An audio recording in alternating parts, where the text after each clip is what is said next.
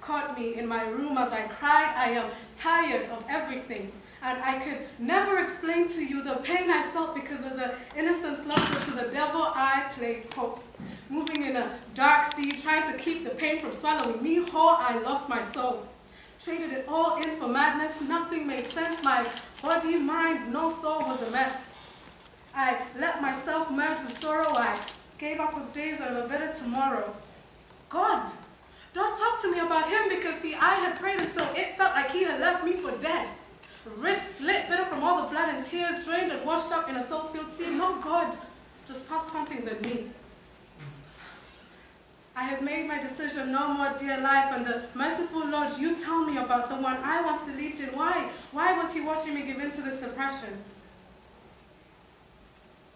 Your past can take over your present. Till called I upon the name of the Lord, O Lord, I beseech thee, deliver my soul. Psalms 116. And have you ever felt love, hope, and strength all blown into you? Every shattered part of me glued together with God's whispers in my heart.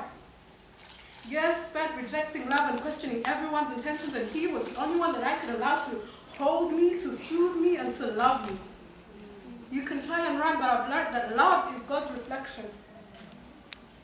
Not all the pain goes away. Sometimes it's so frustrating. It's kind of like you want to go to the circus, but the train is on delay and it starts raining. But I've learned that if you let God find you, it makes it that much easier. I let him into all the broken corners of my mind. I let him fix me. Fix things that people say only psychologists can do. He taught me patience and how to forgive. It's also liberating once you believe. And though the scars will always remain evident, I've learned to bask in God's love, for it is radiant. Thank you.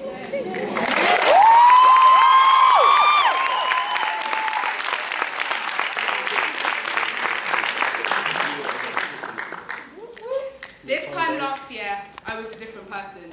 She's gone now. 2011 summer came, and she, her, I'd never seen a love like hers for you before compared to my claim.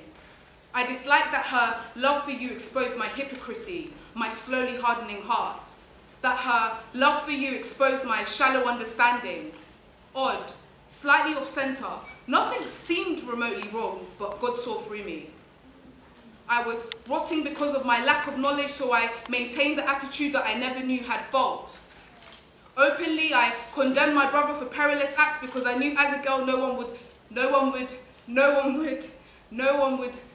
would suspect me. Thoughts of sexual intercourse overtook me, and I was convinced it was normal. I was convinced that as I became knitted as one with person after another, I would find myself. Let's go back to the time where the purple-coloured book told me it was normal to masturbate. My situation was odd, I can admit. Back to the time I scraped up the defiled grime and tried to call it honour. To the time I, on my back, cried and did things that repulsed me, but I knew no better. Hooked on pornography, slipping out of windows, the art of shaping words that shaped me. But as I undressed, sin undressed me. During an act of dishonor, I told him to take off the cross because I knew God saw me. There's so much more I could tell you, but this is not a pity story. The Lord has used it for his glory.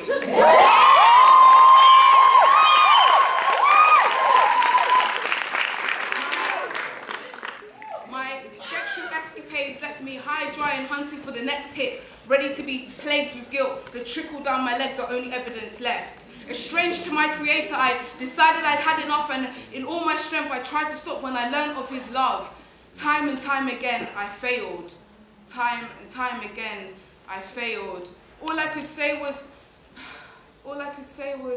sex addict, ready to admit my helplessness. The weight of my sin was so heavy before him, so holy. All I could say was, Daddy, sorry, and I want you to come into my heart. Daddy, sorry, and I want you to come into my heart. Nothing happened, so I came back to him the same night, angry, asking him, I asked you to help me, why won't you? Why won't you? He cut me short with flashbacks of countless times he had been there, but I did not know his voice. Pornography, gone like that. Just gone like that. Just gone like that. Pornography, gone like that. Pornography, gone like that. And what is truly amazing is that the God I serve has given me the confidence to share with you my testimony. That the testing of me will produce a vessel of blessing. I may have the gift of taking the floor with my words, but his living word overcomes. I desire for you to see that his love will set you free from, his word will set you free from all the sin rags you ever threw, locked and caged away. 2011 summer came, and since then my life has never been the same again. God bless you all.